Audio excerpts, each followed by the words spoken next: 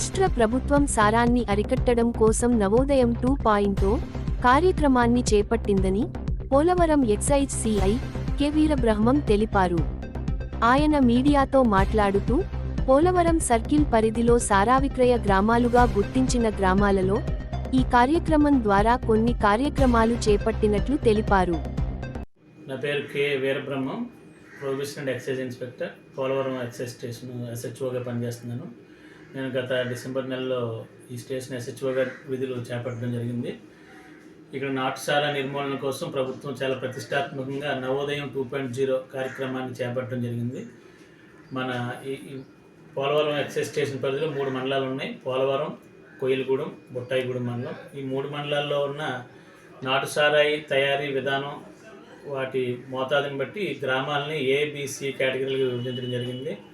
ఈ ఏబిసి కేటగిరీలుగా చేసిన వాటిల్లో మొత్తం 33 గ్రామాలు ఉన్నాయి. ఈ 33 గ్రామాల్లో కూడా గ్రామ స్థాయిలో విఆర్ఓ, సర్పంచ్, గ్రామ పెద్దలతో కమిటీలు ఏర్పాటు చేయడం, ఆయా గ్రామాల్లో అవగాహన సదస్సులు జరపడం కూడా జరిగింది. ఎందుకంటే నాటుసారా తయారు చేయడం వల్ల వచ్చే అనర్థాలు, నష్టాలు, ఆరోగ్య ప్రభావాలు ప్రజలకి తెలియపరిచి వారంతటి వారే ఈ నాటుసారా తయారీ కానీ, అమ్మకాలు కానీ, తాగడం కానీ మాని మంచి ఆరోగ్యకరమైన జీవితాలు జీవిస్తారని ప్రభుత్వం చేపట్టిన ఈ కార్యక్రమాన్ని విజయవంతం చేయడం కోసం పోలీసు, రెవెన్యూ, ఎక్సైజ్ డిపార్ట్మెంట్ 3 కూడా సమన్వయంతో పనిచేయడం జరుగుతుంది.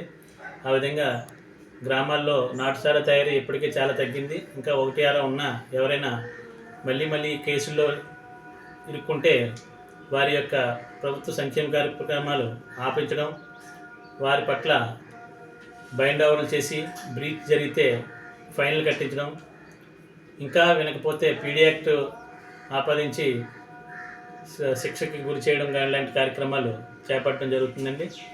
కఠినంగా ఈ విషయాల్లో చాలా కఠినంగా ఉండటం జరుగుతుంది డిపార్ట్మెంట్ పరంగా. దీనికోసం జిల్లాధికారులు కూడా మాకు ఎప్పటికప్పుడు సూచనలు చేస్తూ మమ్మల్ని నడిపిస్తున్నారు. ఈ విధంగా నవోదయం 2.0 కార్యక్రమం విజయవంతం చేయడం కోసం ప్రజలు కూడా వారి సహకారం అందించి, సమాచారం ఇచ్చి విజయవంతం చేస్తారని కోరుతున్నాను. థ్యాంక్స్.